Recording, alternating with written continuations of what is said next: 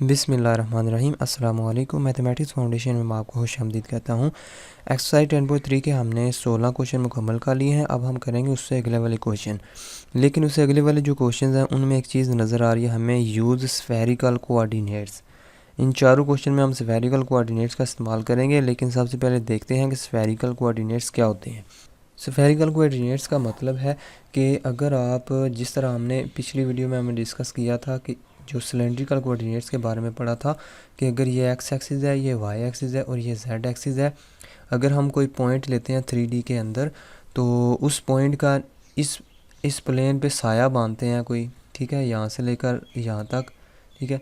इस पॉइंट को हम पी कह लेते हैं, एक्स वाई जेड। अब एक्स वाई जेड को हम वाई को हम चेंज कर सकते हैं और साइन थीटा में, ठीक है, और एक्स को चेंज कर सकते हैं और कॉज ऑफ थीटा में, और जेड ही रहता है अगर हम सिर्फ सिलेंड्रिकल कोऑर्डिनेट्स का इस्तेमाल करें। सिलेंड्रिकल कोऑर्डिनेट्स में क्या होता है, सिर्फ यहाँ पे ये थीटा कंसीडर करते हैं, हम ये आर कंसीडर करते हैं, और हम ये यहाँ से लेकर यहाँ तक जो फासला जेड है कोई, और ये एक्स फासला है, ये वाई फासला है कोई भी इस पॉइंट का, वो हम कंसीडर करते हैं, ठीक है। अगर ये चीज़ें हमें रिक्वायर्ड हों तो हम इन कोऑर्डिनेट्स का इस्तेमाल करते हैं, सिलेंड्रिकल कोऑर्डिनेट्स। लेकिन अगर हमें सिर्फ ये चीज़ें नहीं चाहिए, हमें यानी कि अगर फॉर एग्ज़ाम्पल कोई ऐसी शक्ल आ जाती है कोन की शक्ल की, ठीक है, फॉर एग्ज़ाम्पल ये जो कोन शक्ल की कोई ग्राफ आ जाता है या कोई सरफस आ जाती है, तो उसमें देखें सिर्फ ये सर्कुलर चीज़ हमें कंसीडर नहीं कर रहे, बल्कि यहाँ से लेकर इस पॉइंट से लेकर यहाँ तक फासला भी कंसीडर करना पड़ेगा हमें, ठीक है। तो हम सपोज़ कर लेते हैं कि ये कोई पॉइंट है, ठीक है, और इसका फासला यहाँ से ओरिजिन तक कितना है, रो है इसका फासला, ठीक है। और जेड एक्सिस के साथ ये जो एंगल बना रहा है वो क्या है, फाई एंगल है, ठीक है। अगर हम ये दो नई चीज़ें साथ मान लें कि जो जेड एक्सिस रेफरेंस जिसके गिर्द वो सर्कुलेट कर रही है वो एक्सिस जो है, ठीक है, उसको हम जेड एक्सिस का वैसे नाम दे देते हैं, उसके गिर्द ये जो कोन बनाएगी तो उसका एंगल जो बनेगा उसको हम फाई का नाम दे देते हैं। तो ये जो नए एक्सिस थीटा तो वही पुराना ही है, थीटा जो एक्स एक्सिस पर है, एक्स और वाई प्लेन पर है थीटा, ये पूरा जो थीटा है ये सर्कुलर है, यानी कि ये ज़ीरो से लेकर 2 पाई तक जा सकता है। लेकिन अगर फ़ाई की बात करें तो फ़ाई जो है वो पूरा जो है यहाँ तक जा सकता है, अगर उससे नीचे जाएगा तो वो कोन नहीं बन जाएगी, वो नीचे आ जाएगा, जेड नीचे वाले जेड एक्सिस की तरफ आ जाएगा। कोन हम बनाना चाहते हैं सिर्फ ऊपर वाले जेड एक्सिस की तरफ ही, तो अगर नीचे वाले बनाना चाहते हैं नीचे वाले जेड एक्सिस की तरफ तो वो कोन इस तरह बन जाएगी, ठीक है। तो फिर वो एक्सिस चेंज हो जाएगा। इसका मतलब जो फाई वाला एंगल है वो हमारे पास कहाँ से कहाँ तक होगा, फाई इज़ बिटवीन 0 से लेकर पाई तक होगा। ये जो फाई है 0 से लेकर पाई तक होगा, और जो थीटा है वो 0 से लेकर 2 पाई तक हो सकता है, क्योंकि वो प्लेन पर है, प्लेन पर पूरा चक्कर लगेगा इस कोन का, ठीक है। तो ये था थीटा और ये है फाई। उसके बाद एक और चीज़ है जेड, ठीक है। यहाँ से यहाँ तक हमें पता है, यहाँ से यहाँ तक फासला आर है, तो ज़ाहिर बात है यहाँ से यहाँ तक फासला, यहाँ से यहाँ तक फासला भी आर ही होगा, ठीक है। तो अब यहाँ से अब ये जो राइट ट्रायंगल बन गया, अगर इसको कंसीडर करें तो हमें नज़र आ रहा है कि यहाँ से आर की वैल्यू अगर फाइंड करनी है इस शक्ल में, फ़ाई और रो की शक्ल में, तो हम कैसे फाइंड करेंगे। हमें पता है कि ये 90 एंगल है और ये इसका परपेंडिकुलर है इस ट्रायंगल का, और ये है इसका हाइपोटेन्यूज और ये इसका बेस है, ठीक है। तो यहाँ से हमें नज़र आ रहा, हम इस दो चीज़ों को इस्तेमाल करना चाहते हैं, क्योंकि ये दो चीज़ें हमें यानी कि आर और फाई को, तो यहाँ से हम लिखते हैं कॉज ऑफ फाई, ठीक है। कॉज ऑफ फाई हमें पता है कि साइन ऑफ फाई किसके बराबर होता है, अमूद ओवर वतर, अमूद ओवर वतर। अमूद क्या होता है, परपेंडिकुलर, ठीक है, डिवाइडेड बाई वतर क्या होता है, हाइपोटेन्यूज। तो यहाँ से हमें नज़र आ रहा है साइन ऑफ फाई किसके बराबर होगा, sine of phi is equal to उमूद क्या है, ये आर डिवाइडेड बाई जो हाइपोटेन्यूज क्या है, रो। तो यहाँ से आर की वैल्यू क्या आती है, r is equal to rho sine of phi, ठीक है। तो ये आर का फार्मूला हो गया in terms of rho and phi, in terms of rho and phi. उसके बाद अगर मैं ये बेस, ज़ाहिर बात है यहाँ से लेकर यहाँ तक डिस्टेंस z है, अगर बेस कंसीडर कर लूँ तो हमें इस बेस का फार्मूला बनाना चाहते हैं। हमें पता है कॉज फाई किसके बराबर होता है, cos phi is equal to कायदा बटा वतर। ठीक है, यानी कि कायदा क्या होता है, बेस क्या है हमारे पास z है, डिवाइड बाई वतर क्या है हमारे पास ये रो। ठीक है, तो z इज़ इक्वल टू किसके बराबर हो गया, rho into cos of phi. ठीक हो गया, ये z की वैल्यू आ गई यहाँ से। अब हम देखते हैं x और y की वैल्यू क्या आती है, क्योंकि हमें पता है कि x किसके बराबर होता है, और कॉज ऑफ थीटा के बराबर होता है। और कॉज ऑफ थीटा यहाँ से हमें नज़र आ रहा है, x का तल्लक इस एक्स वाई प्लेन से है ना, और थीटा के साथ इसका तल्लक है ना, एक्स इज इक्वल और कॉस थीटा होता है। लेकिन r की वैल्यू हमने निकाली हुई है, वो क्या है, rho sine of phi. r की जगह वो वैल्यू डालते हैं रो साइन ऑफ फाई, और ये साथ लिख देंगे कॉज ऑफ थीटा ये वाला, और वाई इज इक्वल टू और साइन ऑफ थीटा होता है, लेकिन हमें रो फाई की शक्ल में इसकी वैल्यू चाहिए, तो और की जगह क्या लिख देंगे, रो साइन फाई, और ये वाला साइन थीटा ऐसे ही लिख देंगे साथ। तो ये फार्मूले आपने याद रखने हैं। क्या फार्मूले, x किसके बराबर होता है, rho sine phi cos theta के, y किसके बराबर होता है, rho sine phi sine theta के, और z किसके बराबर होता है, रो कॉज फाई के बराबर होता है। उसके बाद अब हमें पता है कि x square plus y square ये किसके बराबर होता है, आर स्क्वेयर के बराबर होता है। तो आर इज इक्वल टू किसके बराबर होगा, x square plus y square. अब हमें पता करना है कि रो किसके बराबर है, रो भी तो है ना इसमें, तो रो किसके बराबर है, उसके लिए हम फार्मूला बनाते हैं। देखो अगर हम इस ट्रायंगल को कंसीडर करें, ये वाला जो ट्रायंगल है, ठीक है, सारी बात है, जो फासला z है वो ये भी वही फासला है। ठीक है, ये वाला कौन सा एंगल है, 90 डिग्री है, और ये वाला जो एंगल है वो फाई है। ठीक है, ये वाला एंगल जो है ना, ये z एक्सिस के साथ जो है एंगल बना वो फाई है, जो x और y एक्सिस के एंगल जो बना वो थीटा है। तो अब इसमें हम पाइथागोरस थ्योरम का इस्तेमाल करते हैं। जैसे ये वाली चीज़ रो है, ये z है, ये r है, तो पाइथागोरस थ्योरम क्या कहता है कि परपेंडिकुलर का स्क्वायर यानी कि z का स्क्वायर डिवाइडेड प्लस बेस का स्क्वायर यानी कि r का स्क्वायर इज इक्वल टू किसके बराबर होता है, हाइपोटेन्यूज के स्क्वायर के बराबर होता है, तो वो है रो का स्क्वायर। ठीक है, तो z square plus r square किसके बराबर है, हमें पता है ये x square plus y square के बराबर है, is equal to rho square आ गया। तो यहाँ से हमें क्या पता चला कि रो किसके बराबर है, rho is equal to x square plus y square plus z square. ठीक है, तो जब भी हम स्फेरिकल कोऑर्डिनेट्स का जो नाम लेते हैं तो हमारे जहन में ये तीन चीज़ें आ जानी चाहिए, एक्स वाई जेड, और ये चौथी चीज़ रो। एक्स इसके बराबर होता है, वाई इसके बराबर होता है, जेड इसके बराबर, रो इसके बराबर होता है। ये क्या कहलाते हैं, ये स्फेरिकल कोऑर्डिनेट्स कहलाते हैं। ठीक है, तो अब चलते हैं कि स्फेरिकल कोऑर्डिनेट्स का हम ट्रिपल इंटीग्रल में कैसे इस्तेमाल कर सकते हैं। हमें पता है कि जब हम जो है ना सिलेंड्रिकल कोऑर्डिनेट्स का इस्तेमाल करते हैं तो इस सारी चीज़ की जगह हम क्या लिख देते हैं, D Z into are d theta लिख देते हैं। ठीक है, तो या हम इसको इस तरह भी लिख सकते हैं, आर बाहर आता है, D z d r d theta, ये चीज़ जो है ये किसकी जगह लिख देते हैं, d x d y d z की। लेकिन स्फेरिकल कोऑर्डिनेट्स के अंदर हम इस d x d y d z की जगह हम ये चीज़ लिख देंगे, ये सारी चीज़, ये भी आपने याद कर लेनी है। ठीक है, इसका हम प्रूव नहीं करेंगे क्योंकि प्रूव थोड़ा लंबा है। तो ये जो है ये पी स्क्वेयर नहीं है बल्कि रो स्क्वेयर है, ये साथ किसकी जगह हम लिख देंगे, डी एक्स डी वाई और डी जेड की जगह। ये सारी चीज़ ये भी आपने याद कर लेनी है। क्या लिखना है, जिस तरह हम r d z d r d theta लिखते हैं ना, d x d y d z की जगह, तो उसी तरह इसकी जगह हम लिख देंगे rho square sine of phi d, सबसे पहले रो आएगा, उसके बाद फाई आएगा, उसके बाद थीटा आएगा। ये बस ऑर्डर आपने याद रखना है कि सबसे पहले रो आएगा, उसके बाद फाई आएगा, उसके बाद थीटा आएगा। और इसी तरह रो की वैल्यूज़ यहाँ पहले नंबर पे होंगी, फाई की वैल्यूज़ यहाँ पर पहले नंबर पे होंगी, और थीटा की वैल्यू यहाँ पर आखिर में होंगी।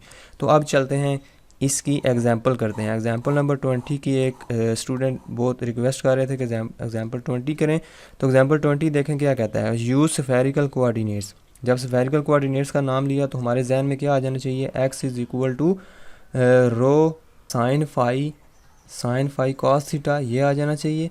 और y is equal to rho sine phi, ठीक है, rho sine phi sine theta आ जाना चाहिए, और z is equal to rho cos phi आ जाना चाहिए, और रो किसके बराबर है x square plus y square plus z square. ये चार चीज़ें आ जानी चाहिए आपके जहन में जब इस स्फेरिकल कोऑर्डिनेट्स का नाम लिया जाए। तो अब हमने इसमें इस्तेमाल करना है, अब मैंने आपको बताया था जब भी x square plus y square plus z square वाली चीज़ आपके सामने आएगी तो आपने सिर्फ ये कोऑर्डिनेट का इस्तेमाल करना है, तो बिल्कुल इंटेग्रल आसान हो जाता है। अब ये स्फेरिकल और सिलेंड्रिकल वगैरह ये कोऑर्डिनेट्स का इस्तेमाल क्यों करते हैं? ये इसलिए करते हैं ताकि जो इंटेग्रल है वो आसानी के साथ हल हो जाए। ये वैसे भी हल हो सकता है, लेकिन जब ये वाले कोऑर्डिनेट्स का इस्तेमाल करेंगे तो ये ज़्यादा आसानी के साथ हल हो जाता है। अब इसकी जो लिमिट्स है ये कैसे फाइंड करनी है ये भी हम देख लेते हैं, ठीक है। तो सबसे पहले हमने रो की लिमिट फाइंड करनी होती है। तो मैंने आपको ये नहीं बताया, ये भी आप याद कर लें कि रो जो है ये हमेशा ज़ीरो से बड़ा ही रहेगा, ज़ीरो से बड़ा ही रहेगा, तो ये भी आपने जहन में रखना है। उसके बाद यहाँ पे मैंने एक और बात बताई थी कि फाई जो है ये पाई से नीचे होगा और ज़ीरो से बड़ा होगा हमेशा, और थीटा जो है ये कहाँ से कहाँ तक हो सकता है, पॉसिबल है, ठीक है, इससे नीचे भी हो सकता है, उससे बड़ा नहीं हो सकता। ये चीज़ पाई से बड़ा फाई नहीं हो सकता, इसके अंदर अंदर हो सकता है पाई/4, पाई/6, पाई/3, पाई/2। तो ये जो थीटा है ये 0 से 2 पाई तक जा सकता है, उससे ऊपर नहीं जा सकता। ये आपने जहन में रखना है, क्योंकि सर्कल के थीटा इस्तेमाल होता है, वो हाफ जो है चीज़ है वो, क्योंकि कौन जो है अगर नीचे उसको ले लें तो वो कौन नहीं रहती बल्कि चेंज हो जाती है। तो उसके बाद आ जाता है कि हमने इसको इस्तेमाल कैसे करना है, इसकी लिमिट फाइंड कैसे करनी है। तो इस इंटेग्रल की हम ऐसे ही लिख देता हूँ, मैं इसको रो ट्रिपल इंटेग्रल ऐसे लिख देता हूँ, z square d x d y और डी जेड। इसको हमने चेंज करना है स्फेरिकल कोऑर्डिनेट्स के अंदर। एग्जांपल नंबर 20 है, तो कैसे चेंज करना है देखें। सबसे पहले हमने रो की वैल्यू निकालनी है, रो इज़ बिटवीन, ठीक है, ये रो की वैल्यू निकालनी है, ये इसको रो सिंपल भी कह सकते हैं, रो सिंपल। तो अब सबसे पहले हम देखें, हमें पता है कि इसकी जगह हम क्या लिख सकते हैं, रो स्क्वेयर लिख सकते हैं, क्योंकि ये रो के बराबर है, तो इस चीज़ की जगह हम रो स्क्वेयर लिख सकते हैं। पहले रफ फॉर्मूला इसको हल करते हैं, rho square is less than r equal to 1, ठीक है। तो rho square is equal to 1 भी तो हो सकता है, रो स्क्वेयर दोनों तरफ स्क्वेयर रूट लेते हैं, ठीक है, प्लस माइनस हो जाएगा, ये इससे कट जाएगा, rho is equal to plus minus 1। अब मुझे बताओ क्या रो इज़ इक्वल टू -1 वाली वैल्यू ले सकते हैं? नहीं ले सकते, क्योंकि मैंने आपको बताया कि rho is always positive, distance always positive होता है, तो रो इज़ इक्वल टू +1 ले लेते हैं, ठीक है। तो दूसरी रो की कोई वैल्यू है इधर नज़र आ रही है, दूसरी रो की नहीं नज़र आ रही, तो हम लिखेंगे कि इसकी नीचे वाली वैल्यू क्या है, 0 है, ठीक है। उसके बाद जब चीज़ आती है हम देखते हैं क्या इस चीज़ के अलावा कोई और चीज़ दी हुई है, ये चीज़ दी हुई है, y बड़ा है 0 से, z बड़ा है या इक्वल टू है 0 से, ये दो चीज़ें दी हुई हैं, उसके अलावा और कोई चीज़ नहीं दी हुई, ठीक है। अगर ये दो चीज़ें दी गई हैं उसके अलावा कोई चीज़ ना दी गई हो तो आपने उसके बाद हमने, क्योंकि रो की लिमिट तो फाइंड कर ली है, तो रो की लिमिट के बाद हम डी फाई की लिमिट फाइंड करते हैं। पहले डी रो हो गया है, उसकी लिमिट आ गई है, डी फाई की लिमिट फाइंड करते हैं, आखिर में डी थीटा की लिमिट फाइंड करते हैं। तो डी फाई की लिमिट फाइंड करने के लिए हम इसमें x की जगह 0 पुट कर देंगे। हम इस ये जो चीज़ लिखी हुई है इसमें किसकी जगह 0 पुट करेंगे, x की जगह। जब फाई की वैल्यू निकालनी है तो आपने x की जगह 0 पुट करना है, तो x की जगह हम लिखेंगे put x is equal to 0। तो ये क्या बन जाएगा, 0 square plus y square plus z square less than or equal to 1, ठीक है। तो ये चीज़ हमारे पास आती है y square plus z square is equal to 1। अगर हम यहाँ से निकाल लें तो ये कौन सा प्लेन बनता है, वाई जेड प्लेन बन रहा है, ठीक है। अगर गौर से देखें यहाँ पर जो मैंने ग्राफ बनाया था, ये वाई है ये जेड है, वाई जेड प्लेन के ऊपर हमने फाई की वैल्यू निकालनी होती है। तो यहाँ पर आपको नज़र आ रहा है ना कि जो एंगल ये होगा वही एंगल इस वाई जेड प्लेन के ऊपर ही होगा, यानी कि इसका प्रोजेक्शन अगर उसके ऊपर लगाएं तो वही एंगल इस तरह हम फाइंड कर सकते हैं, ठीक है। तो हम वाई जेड जब भी हमने फाई की वैल्यू मालूम करनी है तो हमने एक्स की जगह 0 रख देना। तो अब ये कौन सा सर्कल बन गया, ये सर्कल बन गया ऐसा सर्कल जिसका रेडियस क्या होता है, 1 होता है, ठीक है, इसका रेडियस क्या है 1। यहाँ से लेकर यहाँ तक। अब फाई जो है, फाई तो एंगल है, ठीक है, फाई एंगल है। मैंने आपको बताया कि फाई कहाँ से कहाँ तक हो सकता है। फाई, ये बस आपने याद रखना है, फाई 0 और पाई के दरमियान से ही हो सकता है, उससे बाहर हमने नहीं लेना। इसका मतलब है यहाँ से लेकर यहाँ तक हम कंसीडर करेंगे चीज़ को, ये नहीं हम कंसीडर करेंगे। तो यहाँ से ज़ाहिर बात है ये वाली जो डिस्क है y square is less than or equal to, ये डिस्क है, आधी डिस्क है, तो इसका एंगल क्या होगा, फाई, यहाँ पर एंगल इसका 0 है और ये कहाँ तक जा रहा है, पाई तक जा रहा है, तो ये पूरा एंगल ही आ गया है, फाई इज़ बिटवीन 0 टू पाई। तो लेकिन एक बात याद रखें कि उसने बोला है कि यहाँ पर एक लफ्ज़ बोला था उसने, क्वार्टर, ठीक है। क्वार्टर का मतलब है कि आप अगर एक प्लेन है उसके 4 हिस्से कर दें, तो हर एक हिस्से को हम क्वार्टर कहते हैं या क्वाड्रेंट भी कह सकते हैं। तो क्वार्टर का मतलब है, यानी कि फिर इसका मतलब है ये जो क्वार्टर है इसका एंगल क्या है, 0 से लेकर पाई/2 तक है, ठीक है। तो क्वार्टर अगर इसमें कंसीडर करें तो फिर पूरा एंगल हम नहीं कंसीडर करेंगे 0 से पाई तक, बल्कि 0 से लेकर पाई/2 तक यहाँ पर क्वार्टर बन रहा है, तो ये बाकी सारा हिस्सा छोड़ देंगे, 0 से लेकर पाई/2 तक इसकी वैल्यू ले लेंगे। तो दिस इम्प्लाइज दैट हम लिखेंगे फाई इज़ बिटवीन 0 एंड पाई/2, ठीक है। तो फाई भी आ गया। अब हम किसकी वैल्यू फाइंड करेंगे, थीटा की वैल्यू। जब भी थीटा की वैल्यू फाइंड करनी है तो आपने इसमें अगर और कोई चीज़ नहीं दी गई तो इस चीज़ के अंदर z की जगह 0 रख दें, z की जगह 0 रखेंगे तो ये पूरा सर्कल बनेगा x² प्लस y², ठीक है, and is less than is equal to 1, less than equal to 1। चलो यही सोच कंसिडर कर लेते हैं। x² प्लस y², ये भी सर्कल है, ये एक्स वाई प्लेन के ऊपर सर्कल है, एक्स वाई प्लेन के ऊपर सर्कल है पूरा, जिसका रेडियस कितना है 1। अब थीटा की वैल्यू क्या होती है, थीटा की वैल्यू होती है 0 से लेकर 2 पाई तक, 0 से लेकर 2 पाई तक। अब थीटा की वैल्यू के लिए आप ये पिक्चर देखें, मैं आसानी के लिए आपकी आसानी के लिए एक पिक्चर डाउनलोड की है, ये देखें ये y और z एक्सिस है, ठीक है, और ये x और y एक्सिस है, ये x नेगेटिव x एक्सिस है, ठीक है, और ये y और ये नेगेटिव y एक्सिस है। अब अगर गौर से देखें x और y प्लेन के अंदर ये जो सर्कल का क्वार्टर है, क्वार्टर स्फीयर, ठीक है, क्वार्टर स्फेरिकल शेल मैंने इस निकाला है। तो ये देखें यानी कि स्फीयर या फुटबॉल का चौथा हिस्सा, उसने यही बोला था क्वेश्चन के अंदर कि क्वार्टर ऑफ दिस स्फीयर, ये स्फीयर की इक्वेशन लिखी हुई है, ठीक है, वो स्फीयर है, उसका हमने चौथा हिस्सा लेना है। और चौथे हिस्से में अगर देखें तो y और z के अंदर हमने अभी एंगल निकाला है, वो कितना है, पाई/2 तक है, ठीक है। y और z के दरमियान हमने एंगल निकाला, वो कितना है, पाई/2। लेकिन x और y प्लेन के ऊपर ये जो चौथा हिस्सा एंगल बना रहा है, ये कितना बना रहा है, 0 से लेकर पाई/2 तक बना रहा है एंगल, ठीक है, 0 से लेकर, क्योंकि जो थीटा होता है ऊपर हमने जो पढ़ा था, थीटा किस प्लेन पे होता है, थीटा होता है y/x प्लेन पे या x/y प्लेन के ऊपर होता है। तो हम उसी प्लेन पे निकालेंगे थीटा की वैल्यू, क्योंकि ये जो y/z के अंदर एंगल कितना आया, पाई/2 आया, यानी कि फाई की वैल्यू पाई/2 आई है। और x/y प्लेन के ऊपर जो थीटा की वैल्यू आएगी वो आएगी 0 से लेकर पाई तक।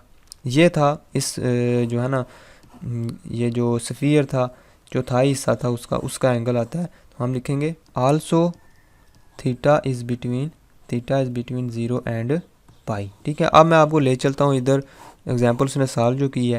तो अब उसने क्या किया है, देखो पहले उसने ये सारी चीज़ें लिख दी है। मैंने कहा बोला था आपको कि जब भी आप dx dy dz जहाँ पर नज़र आए आपने वहाँ पर ये चीज़ लिख देनी है, rho square sine phi d phi d theta d phi. उसके बाद इधर क्या लिखा था, z², z की जगह उसने ये चीज़ पुट कर दी है, रो कॉज ऑफ फाई, ठीक है, हो गया, वो उसका स्क्वायर बन गया। अब यहाँ पर पहले नंबर पे फाई जो है ना, उसने ये गलत आर्डर लिख दिया है, इधर डी रो आना चाहिए, डी हमारे पास आना चाहिए फाई और डी थीटा। आपने ये आर्डर आपने रखना है जो इधर लिखा हुआ है, डी रो डी फाई और डी थीटा। उसने चेंज कर दिया तब भी कोई मसला नहीं है, लेकिन ज़्यादा अच्छा है कि आप रो पहले करें साल, उसके बाद फाई, उसके बाद थीटा आखिर में। तो फिर आप उसने भी देखें, उसने निकाला हुआ है ये, उसने फाई निकाला, फाई 0 से पाई/2 तक, रो निकाला तीसरे नंबर पे 0 से 1 तक, वो भी हमने वही निकाला है। थीटा उसने निकाला 0 से लेकर पाई तक। तो ये आपने चीज़ें इसने इस तरह लिमिट्स फाइंड की हैं। अब ये क्या किया उसने, रो फाई के लिहाज से इसकी इंटीग्रेशन किया, लेकिन हम उसकी तरह करते हैं दूसरे अपने तरीके से, ठीक है। 0 से लेकर जो एंगल आया थीटा वो है पाई तक, और फाई कितना आया था 0 से लेकर पाई/2 तक, और हमारे पास रो आया था 0 से लेकर 1 तक। रो की वैल्यू आई थी z की जगह हम वही चीज़ लिख देते हैं रो कॉज फाई इसका स्क्वेयर, और हम इधर लिख देते हैं रो का स्क्वेयर साइन फाई, रो का स्क्वेयर साइन फाई, और मैं लिख देता हूँ डी रो डी फाई और डी थीटा। हम इस तरीके से करते हैं, तो यही आंसर आना चाहिए।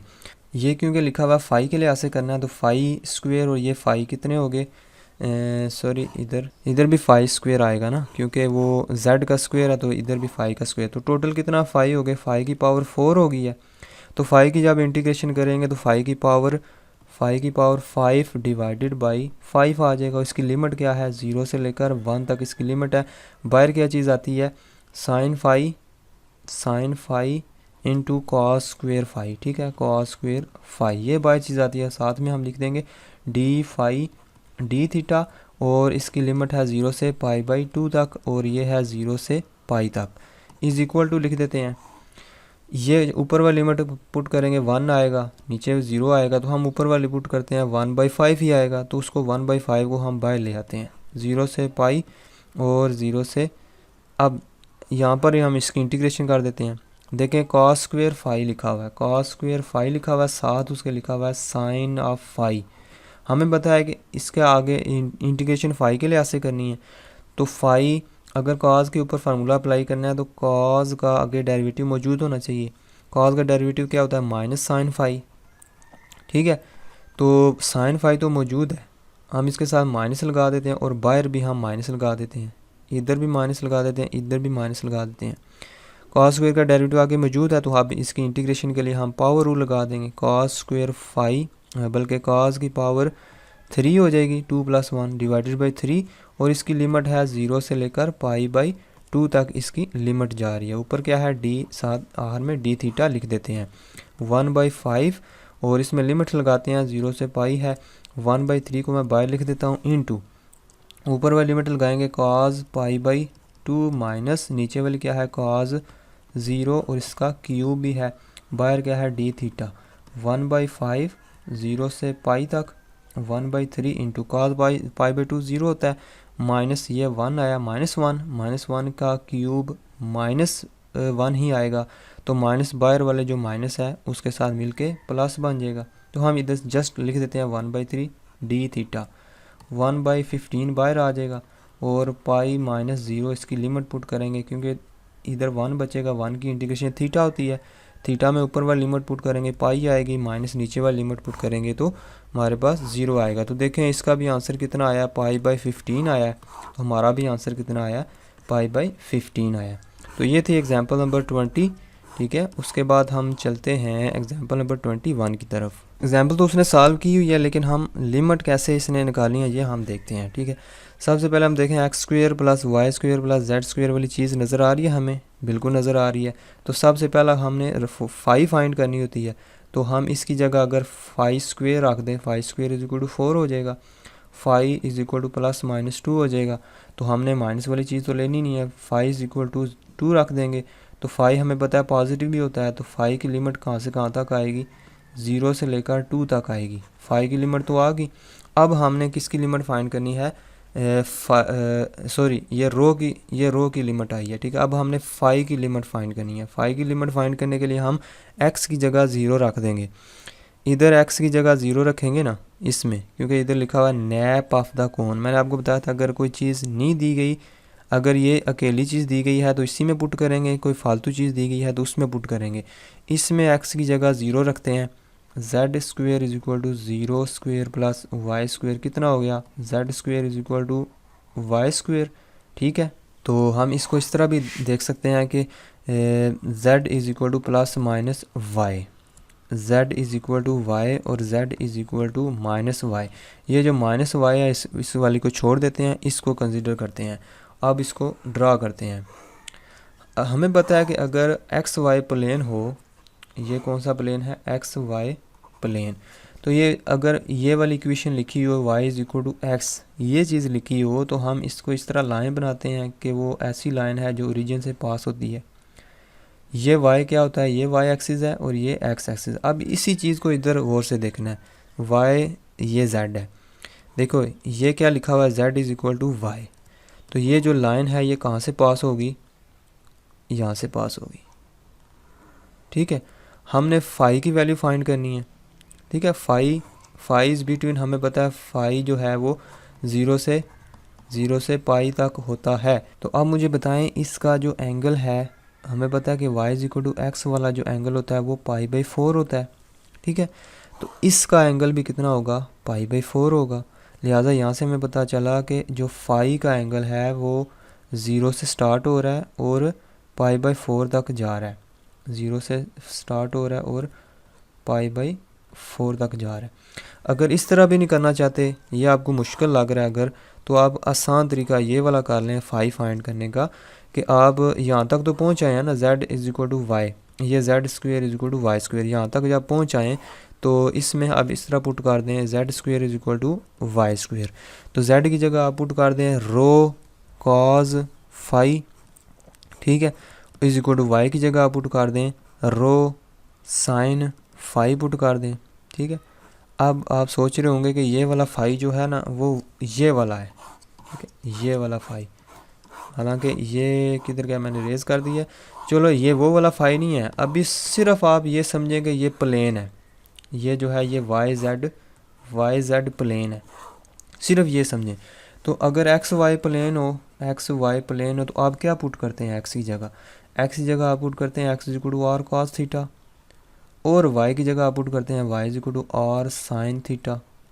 ठीक है, अब यही प्लेन समझें कि ये वाई जेड प्लेन रखा हुआ हमने, तो वह जब वाई जेड प्लेन रखा हुआ तो y की जगह हम पुट करेंगे रो कॉज फाई, क्योंकि अब इसमें फाई हम ढूंढ रहे हैं ना, तो फाई कंसिडर करेंगे एंगल, और जो रेडियस है रो हम उसको कंसिडर करेंगे। देखें x is equal to r cos, तो इधर हम लिखेंगे x is equal to rho cos phi, और z की जगह हम लिखेंगे z is equal to rho sine phi. ठीक हो गया। ये चीज़ें जब इनकी जगह रखेंगे x square z square is equal to y square की जगह, तो ये चीज़ आ जाएगी। ठीक है, ये चीज़ आ जाएगी, तो यहाँ से रो स्क्वेयर से कट जाएगा, cos phi is equal to sine phi रह जाएगा, स्क्वेयर भी ख़त्म हो जाएगा दोनों तरफ से। तो थीटा किसके बराबर आएगा, फाई किसके बराबर आएगा, टेन इनवर्स ऑफ 1 के बराबर आएगा। कैसे, ये देखें कॉज इधर जाके नीचे चला जाएगा, sine phi divided by cos phi हो जाएगा। ठीक है, ये टेन फाई है, टेन को उधर ले जाएंगे, टेन इनवर्स 1 हो जाएगा। तो टेन इनवर्स 1 किस एंगल पे होता है, π/4 पे होता है। तो फाई हमें पता है 0 से स्टार्ट होता है और π/4 तक जा रहा है। ठीक हो गया। तो ये था, इसकी फाई की लिमिट आ गई है कि 0 से लेकर π/4 तक जा रही है। वो कैसे आई है, हमने x की जगह 0 पुट किया है। उसके बाद आ जाता है कि थीटा की वैल्यू कैसे निकालनी है। थीटा की वैल्यू मैंने आपको पहले बताया, थीटा की वैल्यू किस प्लेन पे होती है, ये वाई प्लेन है, वाई एक्सिस है, ये एक्स एक्सिस है और ये जेड एक्सिस है। थीटा की वैल्यू वाई प्लेन के ऊपर होती है, जो कि 0 से लेकर π तक जाती है। अब इस क्वेश्चन में उसने कंडीशन नहीं लगाई कि ये फर्स्ट क्वार्टर है या सेकंड क्वार्टर है, उसने कोई कंडीशन नहीं लगाई। इसका मतलब है इसमें 0 पुट करेंगे ना जब z की जगह, जब इसमें z इस इक्वेशन में z की जगह 0 पुट करेंगे तो हमें x square plus y square is equal to z is equal to 0। तो हमें ऐसा सर्कल मिलता है जिसका रेडियस 0 होता है। तो ऐसा सर्कल तो नहीं ना हो सकता है, वो तो पॉइंट सर्कल होता है। ठीक है, तो अगर हम इसमें z की जगह 0 पुट करें तो हमें क्या चीज़ मिलती है, x square plus y square is equal to 4। z की जगह क्यों 0 पुट किया है, क्योंकि मैंने बोला कि एक्स वाई प्लेन के ऊपर होता थीटा की वैल्यू, तो वहाँ से निकालने के लिए z तो उधर नहीं होता, तो उसको 0 पुट कर देंगे। तो ये कौन सा सर्कल बन गया, ये सर्कल बन गया जिसका रेडियस 2 है। ठीक है, रेडियस जितना मर्जी हो वो हमें नहीं देखना, हमने थीटा देखना है। अब चूंकि उसने कोई कंडीशन नहीं लगाई कि थीटा कहाँ से फर्स्ट क्वार्टर है या सेकंड, उसने कोई कंडीशन नहीं लगाई, तो थीटा पूरे का पूरा सर्कल का हो जाएगा फिर। तो कितना होता है थीटा, 0 से लेकर 2 तक। तो ये इसने लिमिट निकाली हैं, ठीक है। अब इसने ठीक आर्डर लगाया, डी रो पहले लिखा है, डी फाई बाद में लिखा है, फिर डी थीटा बाद में लिखा उसने, और ये सारी चीज़ उसने लिखी है। किसकी जगह लिखी है? डी एक्स, डी वाई और डी जेड की जगह उसने ये सारी चीज़ लिखी है। अब आप सोच रहे हैं कि ये इधर तो कुछ नहीं लिखा, क्योंकि हमने वॉल्यूम फाइंड करना है। जब वॉल्यूम फाइंड करना है तो हम फंक्शन की जगह 1 पुट करते होते हैं, तो फंक्शन की जगह उसने 1 रखा है, इस चीज़ की जगह उसने ये रख दी है। लिमिट्स भी आपको पता चल गई हैं ये सारी, ठीक है। तो ये जब लिमिट्स लगाई हैं इसको बाद आपने उसी तरीके से सॉल्व कर लेना है जिस तरीके से इसने सॉल्व किया, तो ये इसका आंसर आ जाता है। असल चीज़ होती है लिमिट्स कैसे फाइंड की जाती है, आगे तो बंदा कर ही लेता है, ठीक है। तो उसके बाद हम चलते हैं एग्जांपल 22 की तरफ।